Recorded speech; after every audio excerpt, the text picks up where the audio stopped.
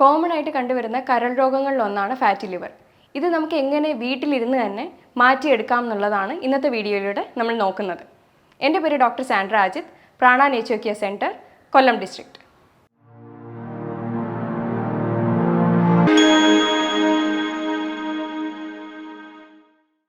എന്താണ് fatty liver, അതായത് കരൾ വീക്കം എന്താണെന്നുള്ളത് നമുക്ക് നോക്കാം.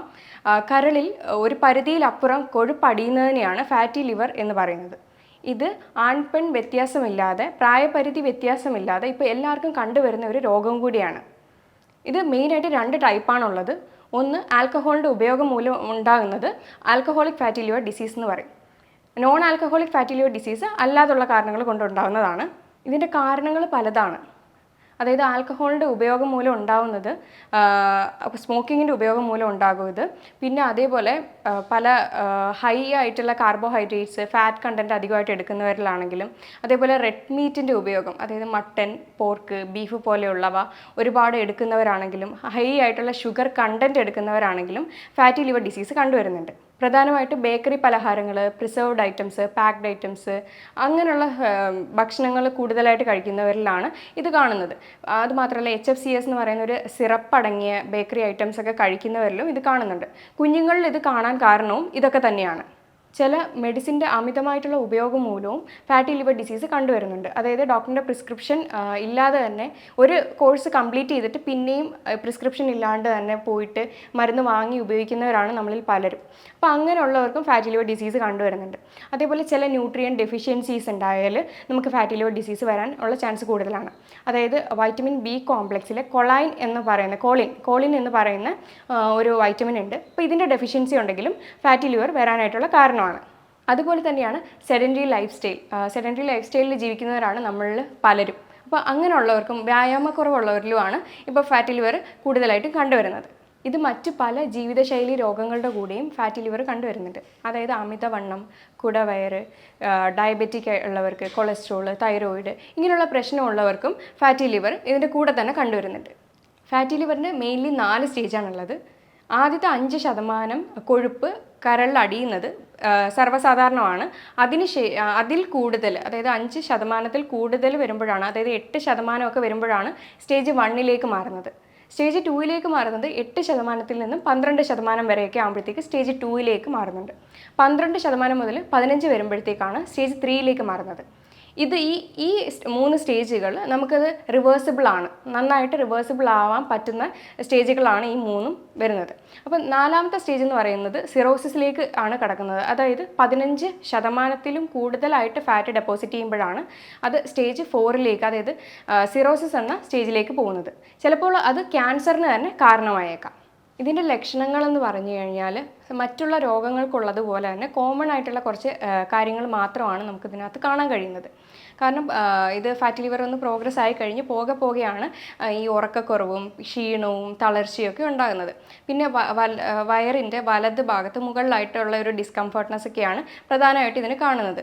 വയറിനകത്തുള്ള ബുദ്ധിമുട്ട് കാരണം യൂറിനായാലും മോഷനായാലും അതിൻ്റെ ഒരു വ്യത്യാസം, അതിനകത്തുണ്ടാകുന്ന ചേഞ്ചസും അതിനകത്തൂടെ കാണാൻ പറ്റും നമുക്ക്. അതൊക്കെയാണ് ലക്ഷണങ്ങളെന്ന് പറയുന്നത്. പിന്നെ സ്കിന്നിനകത്ത് തന്നെ പല ഡിസ്കളറേഷൻസും ഉണ്ടാവും.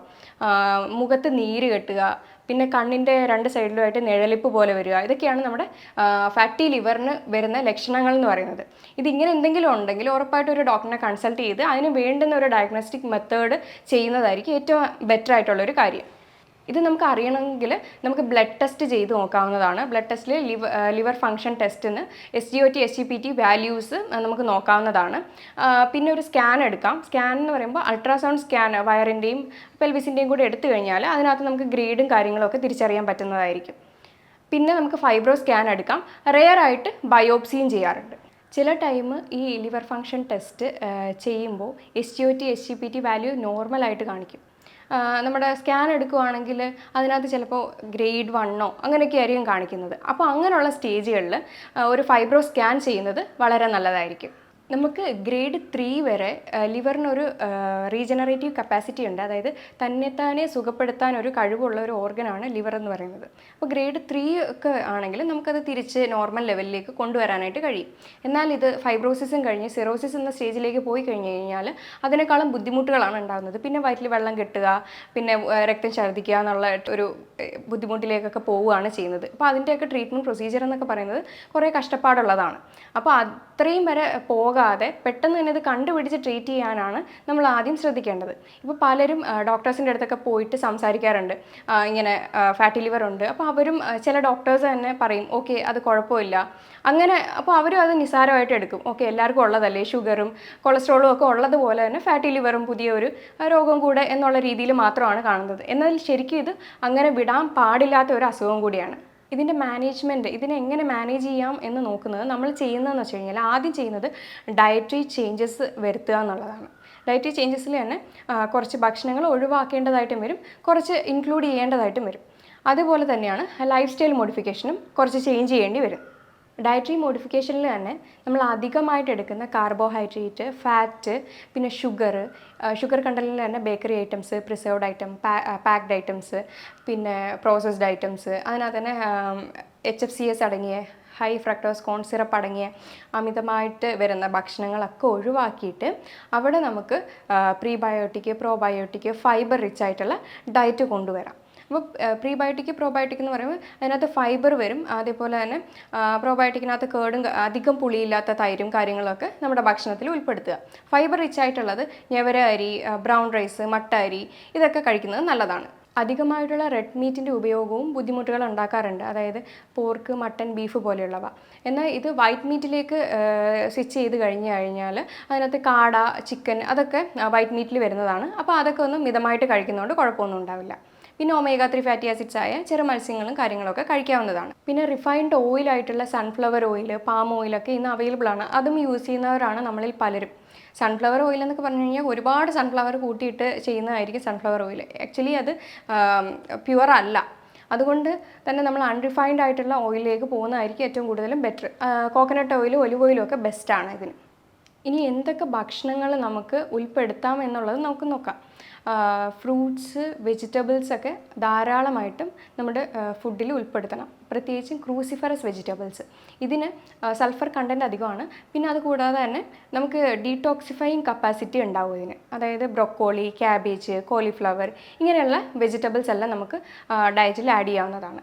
അതേപോലെ ഫ്രൂട്ട്സ് കഴിക്കുമ്പോൾ ഫ്രൂട്ട് ജ്യൂസ് ആയിട്ട് കഴിക്കാതെ ഹോൾ ഫ്രൂട്ടായിട്ട് ഡയറക്റ്റ് കഴിക്കാനായിട്ട് ശ്രദ്ധിക്കണം. കാരണം ഇതിൻ്റെ ഫൈബേഴ്സ് എല്ലാം നശിച്ചു പോവുകയാണ് ഫ്രൂട്ട് ജ്യൂസ് ആക്കുമ്പോൾ വരുന്ന പ്രശ്നം. പിന്നെ നല്ല ലീഫി വെജിറ്റബിൾസ് ഒക്കെ നമുക്ക് ഡയറ്റിൽ ആഡ് ചെയ്യാവുന്നതാണ്. അതേപോലെ തന്നെ ഒമേഗ 3 ഫാറ്റി ആസിഡ്സ്, പിന്നെ കുറച്ച് നട്ട്സ്, സീഡ്സ് ഒക്കെ മിതമായിട്ട് കഴിച്ചു കഴിഞ്ഞാൽ നമ്മുടെ ഈ കൊളിൻ ഡെഫിഷ്യൻസി എന്തെങ്കിലും ഉണ്ടെങ്കിൽ അതൊന്ന് കോപ്പപ്പായി കിട്ടും. കൊളിൻ ഡെഫിഷ്യൻസി വന്നു കഴിഞ്ഞാൽ ഫാറ്റി ലിവർ വരാമെന്ന് ഞാൻ പറഞ്ഞായിരുന്നു. കിഴങ്ങ് വർഗ്ഗങ്ങളൊക്കെ കുറച്ചൊന്ന് അവോയ്ഡ് ചെയ്യുന്നത് നല്ലതായിരിക്കും. കാരണം ഇതിനകത്ത് കാർബോഹൈഡ്രേറ്റിൻ്റെ കണ്ടൻറ്റ് അധികമാണ്. ഇനി നമുക്ക് ലൈഫ് സ്റ്റൈലിൽ വരുത്തേണ്ട മോഡിഫിക്കേഷൻസ് എന്തൊക്കെയാണെന്ന് നോക്കാം. അതായത് ലോങ് ഗ്യാപ്പിൽ കഴിക്കുമ്പോൾ നമ്മൾ ബോഡി അത് സ്റ്റോർ ചെയ്യാനായിട്ടുള്ള ചാൻസ് കൂടുതലാണ്. അതായത് ലോങ് ഗ്യാപ്പിൽ കഴിക്കുമ്പോൾ നമ്മൾ രാവിലെ കഴിക്കാതെ ഉച്ചയ്ക്ക് ഒരു 11 മണിക്കൊക്കെ കഴിക്കുമ്പോഴത്തേക്കും അത് നമ്മൾ ഒരുപാട് കഴിക്കുകയും ചെയ്യും. അത് നമ്മുടെ ബോഡി ഫാറ്റായിട്ട് സ്റ്റോർ ചെയ്ത് വെക്കുകയും ചെയ്യും. അപ്പോൾ ഈ ഒരു ലോങ് ഗ്യാപ്പ് അവോയ്ഡ് ചെയ്യാൻ നോക്കുക. കഴിക്കുന്നത് ഷോർട്ട് ടേം ആയിട്ട് കഴിക്കുകയും ചെയ്യുക. കുറച്ച് അളവിൽ കഴിക്കാനും ശ്രദ്ധിക്കുക. എന്നിട്ട് ഒരു 11 മണിക്കും 4 മണിക്കും ചെറിയ ഫ്രൂട്ട് സാലഡോ അല്ലെങ്കിൽ വെജിറ്റബിൾ സാലഡോ ഒക്കെ കഴിക്കുന്നത് വളരെ നല്ലതാണ്. പിന്നെ നമുക്ക് അതായത് രാത്രിയിൽ ഓവറായിട്ട് ഭക്ഷണം കഴിക്കുന്ന ആളുകളാണ് കൂടുതലും. കാരണം വർക്ക് കഴിഞ്ഞ് ഡ്യൂട്ടിയൊക്കെ കഴിഞ്ഞിട്ട് വരുമ്പോഴത്തേക്കും ഒരു സമയവും അത് കഴിച്ചിട്ട് ഉടനെ കിടക്കുന്ന ഒരു ശീലമാണ്. എന്നാൽ ഭക്ഷണം കഴിച്ചിട്ട് ഉടനെ കിടക്കാനും പാടില്ല. പിന്നെ രാത്രിയിൽ കഴിക്കാൻ ഒരു 6:30, 7 ആ ഒരു ടൈമിൽ മാക്സിമം ഒന്ന് കഴിക്കാൻ നോക്കുക. എന്നിട്ട് പിറ്റേ ദിവസം രാവിലെ ഒരു 8 മണിക്ക് കഴിക്കുമ്പോഴത്തേക്കും നമുക്കൊരു ഇൻ്റർമീഡിയറ്റ് ഫാസ്റ്റിംഗ് രൂപത്തിൽ കിട്ടുകയും ചെയ്യും. അപ്പോൾ അത്രയും ടൈം ഗ്യാപ്പും കിട്ടും. ആ ഒരു മോഡിഫിക്കേഷൻ നടത്തിയാൽ ഏറ്റവും നല്ലൊരു കാര്യമാണ്. അതുപോലെ നമുക്ക് കൊണ്ടുവരാൻ പറ്റുന്ന ഒന്നാണ് ഡെയിലി 1 മണിക്കൂർ എക്സസൈസ് അല്ലെങ്കിൽ യോഗ ചെയ്യുന്നത്. അതേപോലെ ഈ പകൽ ഉറക്കവും ഒഴിവാക്കുന്നത് വളരെ നല്ലതായിരിക്കും. എക്സസൈസും യോഗയൊക്കെ ചെയ്യുമ്പോഴത്തേക്കും നമ്മുടെ ബോഡി മെറ്റബോളിസം ഒക്കെ ഇമ്പ്രൂവ് ആയി നമ്മുടെ ശരീരം ഒന്ന് ആക്ടിവേറ്റ് ആവുകയാണ് ചെയ്യുന്നത്. വെയിൽ കൊള്ളുന്നത് നല്ലതാണ്. ഡെയിലി ഒരു 20 മിനിറ്റ് അല്ലെങ്കിൽ 30 മിനിറ്റ് ശരീരത്തേക്ക് വെയിൽ കൊള്ളുന്നത് നല്ലതാണ്. അതേപോലെ നമ്മുടെ ഫാറ്റി ലിവറിന് 3 ഫങ്ഷണൽ ഫുഡുണ്ട്. അതെന്തൊക്കെയാണെന്ന് നമുക്ക് നോക്കാം. ആദ്യത്തേത് കോഫിയാണ്. കോഫി എന്ന് പറഞ്ഞു കഴിഞ്ഞാൽ പാലും പഞ്ചസാരയും ഇടാതെ ഡെയിലി ഒരു 3 കപ്പ് വരെ ഓക്കെയാണ്. ബ്ലാക്ക് കോഫിയാണ് ഏറ്റവും നല്ലതായിട്ടുള്ളത്. ഇപ്പോഴത്തെ പഠനം പറയുന്നുണ്ട് ബ്ലാക്ക് കോഫിയുടെ ഉപയോഗം ഫാറ്റി ലിവറിനെ കുറയ്ക്കാനായിട്ട് സഹായിക്കുമെന്ന്. അതേപോലെ ഒരു വൈറ്റമിൻ ഇ നല്ലതാണ്. ഇത് കൂടുതലും നട്ട്സിലും സീഡ്സിലും ഒക്കെയാണ്. പക്ഷേ അത് ലിമിറ്റഡ് എമൗണ്ടിൽ എടുക്കുന്നതായിരിക്കും ഉചിതം.